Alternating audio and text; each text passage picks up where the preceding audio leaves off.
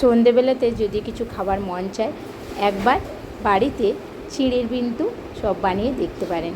প্রথমে কিন্তু চিঁড়েটাকে আমি কিন্তু ধুয়ে নিয়েছি। চিঁড়েটা ধোয়ার পরে এদিকে দই মাখিয়ে রেখে দেবো।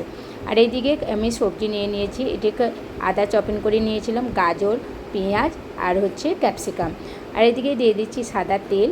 এদিকে তেলের মধ্যেই দিয়ে দিচ্ছি সাদা জিরে, কালো সর্ষে, চানা ডাল আর কিছু একটু কারি পাতা দিয়ে দিচ্ছি। এদিকে একটু হালকা এটা ভেজে নিতে হবে।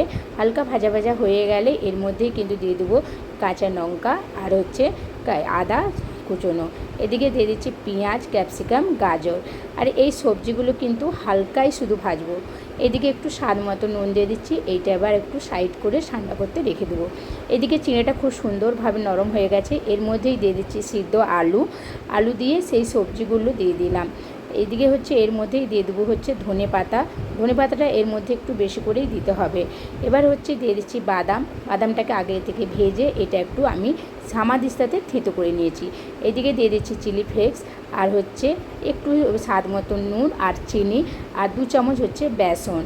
ভালো করে মাখানোর আগে এদিকে আমি একটু লেবুও দিয়ে দিচ্ছি।